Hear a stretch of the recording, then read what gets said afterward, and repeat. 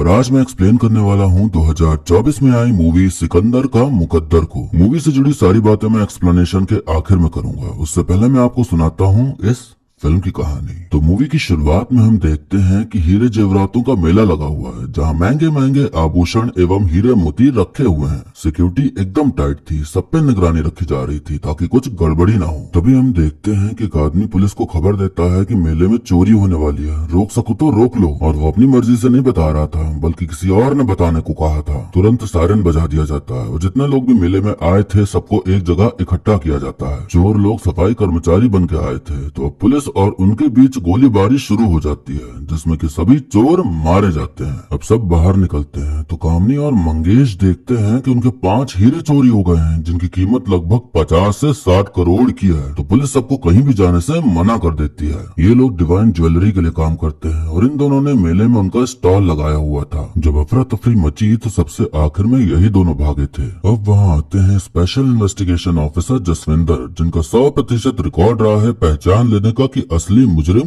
कौन है। सीसीटीवी चोरों ने खराब कर दिया था पहले ही, तो कुछ भी रिकॉर्ड नहीं हुआ था। जसविंदर उन सबको अलग करता है जो हीरे के सबसे करीब खड़े थे और बाकी सबको जाने देता है। उसे 3 लोगों पे शक होता है, कामनी और मंगेश, क्योंकि सबसे आखिर में यही हॉल से निकले थे, और सिकंदर जो कि कंप्यूटर टेक्नीशियन है, जो कि जसविंदर को घबराया सा लग रहा था। तो पूछने पर कहता कि उसकी माँ बीमार है तो उसे उनके पास जाना है। जसविंदर का इंस्टिंक्ट कभी गलत नहीं होता था, उसे जिस पर शक हो वही हमेशा दोषी निकलता था। तो उसका मानना था कि या तो इन तीनों में से किसी एक ने चोरी की है, या 2 लोगों ने मिलकर चोरी की है, या ये तीनों ही शामिल है चोरी करने में। तीनों को हिरासत में ले लिया जाता है। कामनी का एक छोटा बच्चा था और एक छोटी बहन, और पति से डिवोर्स हो चुका था। सिकंदर कहे जा रहा होता है कि उसने चोरी नहीं की है, पर जसविंदर को लग रहा था कि इसका सब नाटक है। तो सिकंदर कहता कि जिस दिन आपको अपनी गलती का एहसास होगा कि आपने गलत इंसान को पकड़ा है, उस दिन आप मर्दों की तरह आंखों में आंखें डाल के मुझसे माफी मांगेंगे। जसविंदर उस पर हंसता है और फिर उसकी धुलाई करना शुरू कर देता है ताकि वो मुंह खोले और बताए कि हीरे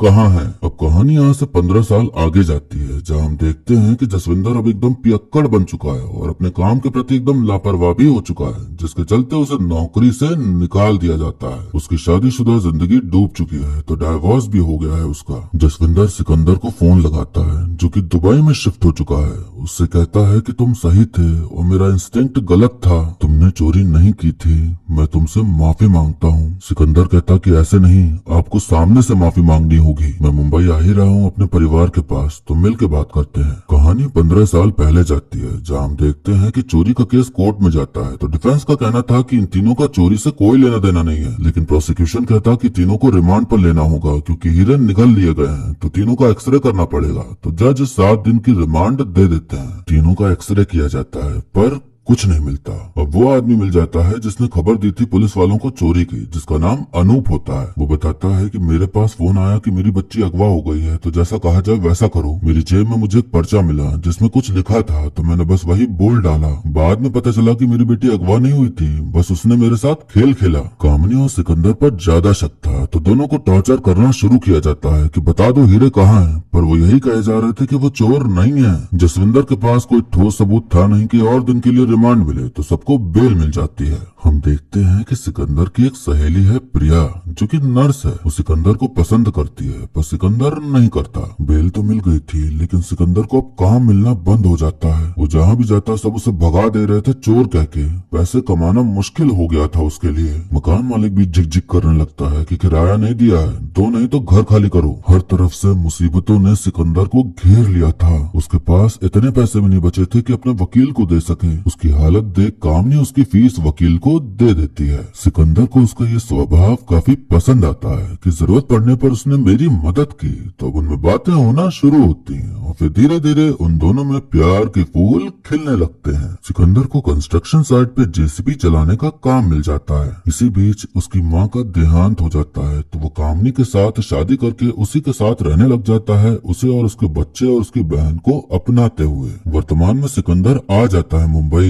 और घर जाने के बजाय सीधा जाता है जसविंदर के पास अपनी माफी लेने। जसविंदर कहता है कि माफी तो मैं मांग लूंगा, लेकिन जब तुम्हें पता ही नहीं है कि मैंने तुम्हारे साथ क्या क्या किया है, माफी अधूरी रह जाएगी। सिकंदर कहता कि मुझे पता है कि मेरी नौकरी गई आपकी वजह से, मेरा काम बंद हुआ, मुझे घर छोड़ना पड़ा, ये शहर छोड़ना पड़ा, 15 साल मुझे इस देश से बाहर रहना पड़ा आपकी वजह से। जसविंदर कहता तुम्हें घंटा कुछ पता है। यहाँ से जाने के बाद बताओ तुम्हारे साथ क्या क्या हुआ, फिर मैं बताता हूँ कि कितना पता है कितना नहीं। कहानी पीछे जाती है जहाँ हम देखते हैं कि उन्हें तारीख पे तारीख मिलती जा रही थी, केस खत्म ही नहीं हो रहा था। सिकंदर का दोस्त कहता है कि मेरे मामा की आगरा में ग्लास की फैक्ट्री है, तुम वहाँ काम करने चले जाओ और नई जिंदगी की शुरुआत करो। तो सिकंदर मान जाता है और चला जाता है वहीं पर रहने अपने परिवार के साथ और मन लगा के काम करना शुरू कर देता है। 2 साल बीत जाते हैं खुशहाली से रहते हुए, लेकिन तभी मंगेश का फोन आता है कि तुम दोनों के नाम वारंट निकला है। पुलिस कह रही है कि तुम दोनों फरार हो, तुम्हें यहाँ आना पड़ेगा वरना दिक्कत हो जाएगी तुम्हारे लिए। इतने साल केस चलने के बाद भी पुलिस के पास कोई सबूत नहीं था इन तीनों के खिलाफ, तो तीनों को बरी कर दिया जाता है और अब ये आजाद हो जाते हैं खुलकर अपनी जिंदगी जीने के लिए। सिकंदर खुशी खुशी घर जाता है कामनी को खबर देने, लेकिन देखने मिलता है कि कामनी की तबीयत बहुत खराब है। तो चेकअप कराने पे पता चलता है कि उसके फेफड़े में पानी भर गया है, तो उसे एडमिट करना पड़ेगा इलाज के लिए। कामनी को एडमिट करके सिकंदर घर जाता है तो देखने मिलता है कि मामा ने उसके बच्चों को घर से निकाल दिया है। पूछने पर वो कहते हैं कि तुम चोर हो इसलिए घर से निकलो और नौकरी से भी। बच्चों को धर्मशाला छोड़ के बचे कुछ पैसे लेकर सिकंदर हॉस्पिटल जा रहा होता है कि तभी कुछ गुंडे आकर उसे लूट ले जाते हैं पूरी तरह और फोन भी तोड़ देते हैं। फिर से वैसा ही समय आ गया जहाँ वो खुद को मुसीबतों से घिरा पाता है, तो इस बार वो खुद को खत्म करने का सोचता है ब्रिज से पानी में कूदकर। लेकिन तभी पीछे से हॉर्न बजाती एक गाड़ी गुजरती है तो वो होश में आ जाता है कि वो गलत करने जा रहा है। हमें बताया जाता है कि अब तक जो कुछ भी गलत होते आ रहा था सिकंदर के साथ वो सब जसविंदर करवा रहा था। सिकंदर ने मंदिर से थोड़े पैसे चुराए और फिर अपने दोस्त को कॉल किया तो दोस्त ने उसकी मदद करते हुए उसको दुबई में नौकरी दिला दी। कमाई होना शुरू हुई तो कामनी का इलाज और बच्चों की पढ़ाई सब होने लगा। वर्तमान में जसविंदर कहता कि मेरा चेला तुम पर नजर रखे हुए था दुबई में, तो तबस्सुम के बारे में तो बताओ। सिकंदर बताता है कि दुबई पहुंचने के 4 साल बाद मैं दूसरी कंपनी में प्रोजेक्ट मैनेजर बन गया। वहाँ मेरी मुलाकात हुई तबस्सुम से जो कि मेरे ऑफिस में ही काम करती थी और वो भी मुंबई से ही थी, तो हमारी दोस्ती हो गई। उसका प्रेमी है बैंगलोर में मुझे पता था और मेरी बीवी है उसे पता था, पर अच्छा लगता था हमें एक दूसरे के साथ वक्त बिताना। एक दिन ऐसे ही हम जा रहे थे कि तभी एक आदमी आया जो कि तबस्सुम को पहले से जानता था और तब पता चला कि पहले तबस्सुम बार डांसर थी। सिकंदर को लगता है कि जसविंदर ने इसको मेरे पीछे लगाया है। तबस्सुम कहती कि मैं बार डांसर थी लेकिन मुझे वो जिंदगी नहीं जीनी थी। मैंने फैसला लिया अपनी जिंदगी बदलने का, तो छोटे मोटे काम करते करते यहाँ तक पहुँची और अब अच्छी जिंदगी जी रही हूँ। बस इतनी सी कहानी है मेरी, बाकी मैं किसी जसविंदर को नहीं जानती। जसविंदर ने इतना टॉर्चर करा था सिकंदर को कि कुछ भी होता तो उसे लगता था कि जसविंदर ने ही किया है। सिकंदर जब मुंबई वापस आ रहा था तो वो तबस्सुम से मिला और उससे माफी मांगते हुए उसे एक लिफाफा पकड़ा देता है। वर्तमान में जसविंदर कहता कि यहाँ कामनी वहाँ तबस्सुम और यहाँ हमसे एक नहीं संभली। सिकंदर कहता कि अपनी जिद पर अड़े रहे आप, मेरे पीछे पड़े हुए थे तो क्या ही कर सकते हैं। जसविंदर अपनी गलती मानते हुए आंखों में आंखें डाल सिकंदर से माफी मांग ही लेता है। तो 15 साल बाद आज जाके सही में न्याय मिला ऐसा महसूस होता है सिकंदर को। सिकंदर वहाँ से जाने लगता है तो जसविंदर कहता कि मेरा इंस्टिंक्ट इतना भी गलत नहीं होता। बेल मिलने के बाद मैंने तुम तीनों के पीछे आदमी लगाए थे। तुम लोगों के पास आगरा जाने के लिए पैसे नहीं थे तो मैंने कामनी को ज्वेलरी शॉप जाते हुए देखा, तो मैं पहुंच गया उसके पास तो देखने मिला कि वो एक नग बेचने आई है। जसविंदर बताता है कि मेले के दौरान कामनी ने अपने नाखून में एक नग छुपा लिया था। मैंने उसे रंगे हाथों पकड़ लिया नग बेचते हुए। तुम पर पूरा शक था इसलिए मैंने उसे एक ऑफर दिया कि मेरे लिए तुम सिकंदर पर नजर रखो या फिर जेल जाओ, तो उसने पहला विकल्प चुन लिया। मैंने तुम्हारी जिंदगी में कई मुश्किलें पैदा की जिससे कि तुम्हारी तंगी की हालत हो जाए और फिर तुम हीरे बेचकर पैसे खर्चा करो, पर ऐसा हुआ नहीं। कामनी को तुमसे प्यार था, वो नौकरी करके तुम्हारी दिक्कतें दूर करना चाहती थी, पर मैंने उसकी कहीं नौकरी लगने नहीं दी। अचानक कामनी ने अपडेट देना बंद कर दिया,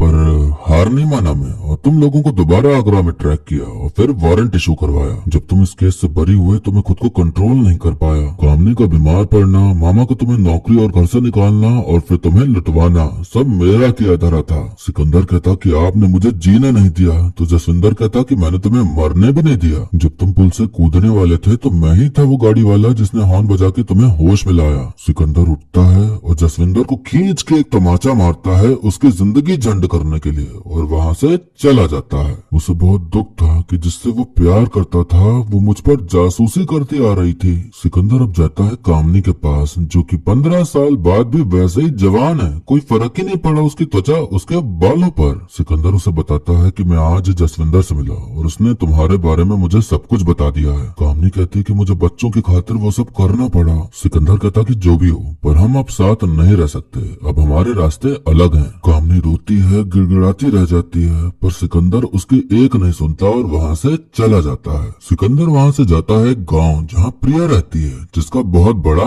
फार्म है। प्रिया उसे एक गमले के पास ले जाती है, जिसे देख सिकंदर एकदम खुश हो जाता है। उस गमले में गड़े थे वो लाल वाले हीरे। हमें बताया जाता है कि जब अफरा तफरी मची तो सिकंदर ने इन हीरों को चुरा लिया था। इतने सालों से वो बेगुनाह बनने का नाटक करते आ रहा था। सिकंदर हीरे लेके खुशी खुशी वापस जा रहा होता है, लेकिन उसके पीछे बैठा होता है जसविंदर, जो कि उसकी कनपटी पे बंदूक तान देता है। जसविंदर गमला तोड़ हीरे निकाल अपने पास रख लेता है और अपनी बीवी को फोन करके बताता है कि उसका इंस्टिंक्ट बिल्कुल सही था, चोर सिकंदर ही निकला। बीवी कहती कि मैंने 15 साल पहले ही मान लिया था, पर तुम्हें तो पूरी दुनिया को साबित करना था, तो उसी केस में लगे रहे और इस केस के चक्कर में तुमने सब कुछ गंवा दिया, अपनी नौकरी भी और अपना परिवार भी। जसविंदर सिकंदर से कहता कि मुझे समझ आया कि जब तक मैं हार नहीं मानूंगा तब तक तू हार नहीं मानेगा, इसीलिए मैं झुक गया और तुम्हें तसल्ली हो गई और तुम फिर हीरे लेने गए। अब चल बता तूने ये सब कुछ किया कैसे। सिकंदर बताता है कि मेरे 8-10 क्लाइंट थे जिनका कंप्यूटर और एवी वगैरह मुझे मेले में सेटअप करना था। मेले की एक टीम से तुकाराम ने मुझे बताया कि उसके दोस्त का कंप्यूटर खराब हो गया है तो वो सही करना है, तो मैं वहाँ गया। वहाँ जो आदमी था उसे देख के लगा कि इसको कंप्यूटर की कोई जानकारी नहीं है। कंप्यूटर ठीक करते करते तभी मुझे वहाँ बंदूकें दिखी और कुछ और लोग भी दिखे और मेले के फर्जी पासेस भी दिखे। दूसरे दिन मेले में मैंने वही लाल बैग देखा जो उस घर में था जहाँ कंप्यूटर बनाने गया था। एक आदमी ने उस बैग को रखा और फिर तुकाराम उसे लेके चला गया। सब कुछ देख के इतना तो समझ आ गया था कि ये लोग मेले में लूट की प्लानिंग कर रहे हैं। तुकाराम को पीछा करते हुए मैं उनके अड्डे पर पहुंचा और उनकी सारी बातें सुन ली तो मेरे दिमाग में एक आइडिया आया। सिकंदर रोज अनूप को अपनी बेटी को स्कूल के लिए ऑटो में बैठाते देखता था, तो उसने चोरी होने वाले दिन चालाकी से उसके जेब में पर्ची डाल दी। फिर उसे कॉल करके डराया तो उसने पुलिस को फोन करके चोरी का खुलासा करवाया ताकि अफरा तफरी मचे और सारे चोर मारे जाएं और इस भगदड़ में वो चोरी कर ले। जैसा उसने प्लान किया था वैसा उसने कर भी लिया। जब चोर मारे गए तो सरकारी अस्पताल से एम्बुलेंस आती है लाशें ले जाने। उस अस्पताल में प्रिया काम करती थी तो वो भी वहाँ आई और फिर मौका देख सिकंदर ने हीरे उसे थमा दिए। प्रिया को सिकंदर से प्यार था तो प्यार और दोस्ती की खातिर उसने उसका साथ दिया और आज तक हीरे छुपा के रखे। जसविंदर कहता कि तुम्हें कब से मालूम था कि कामनी मेरे लिए काम करती है, तो सिकंदर बताता कि जिस रात आपने पुल पर आकर हॉर्न बजाया था तब से मुझे समझ आ गया था कि मेरे साथ जो भी हो रहा है सब आप कर रहे हैं। जसविंदर कहता कि क्या ही मिला इतना सब करके, हीरे तो मेरे पास हैं और तुम यहाँ खाई के किनारे रेलिंग से बंधे पड़े हो। वैसे उस पैकेट में क्या था जो तुमने तबस्सुम को दिया था। लिफाफे में था स्विट्जरलैंड जाने की टिकट, यानी कि सिकंदर का पहले से ही प्लान था कामनी को छोड़ने का और तबस्सुम के साथ सेटल होने का। सिकंदर कहता कि आपकी जिंदगी भी झंड ही चल रही है तो बेहतर है कि हम दोनों आपस में एक डील कर लेते हैं। जसविंदर कहता कि बताओ क्या डील है, और बस इतना ही बोल के ये मूवी यहीं पर खत्म हो जाती है।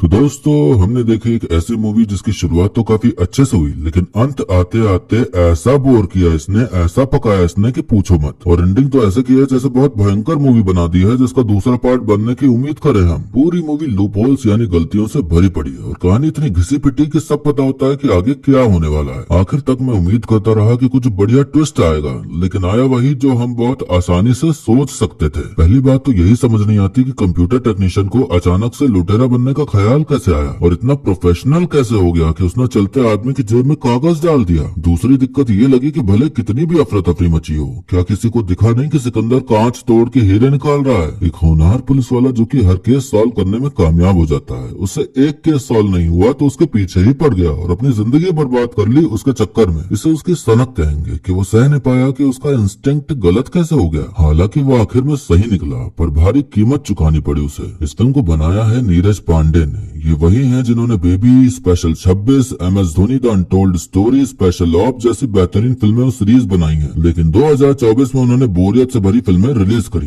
एक तो ये और एक थी औरों में कहाँ दम था। उसका भी एक्सप्लेनेशन मैंने कर रखा है। बहुत बोरिंग पिक्चर है वो। पता नहीं क्यों ये 90s की स्टोरी लेकर मूवी बना रहे हैं, समझना मुश्किल है। एक्टिंग की बात करें तो अविनाश तिवारी और जिमी शेरगिल की एक्टिंग के लिए ही इस फिल्म को देखा जा सकता है। बाकी और कुछ भी नहीं है इसमें देखने लायक। जिमी सर को जवान दिखाने के लिए इतनी एडिटिंग करी गई है कि वो खटकता है हमारी आंखों में, उसे हम नजरअंदाज नहीं कर पाते। एक्सप्लेनेशन तो आपने सुन ही लिया है, तो मूवी ना भी देखे तो चल जाएगा आपका काम। अब और कुछ बताने को है नहीं, तो वीडियो यहीं पर खत्म करते हैं। लेकिन जाने से पहले आप बताइए कि आपको मूवी की कहानी और मेरा एक्सप्लेन करना कैसा लगा। आप वीडियो को लाइक या डिसलाइक करके भी अपनी प्रतिक्रिया दे सकते हो। अगर आप मेरे और करीब आना चाहते हैं तो मुझे इंस्टाग्राम पर भी फॉलो कर सकते हैं, वहाँ मैं आपको मिल जाऊंगा। बाकी मिलते हैं अब अगली वीडियो में, तब तक के लिए टाटा, बाय बाय और नमस्ते।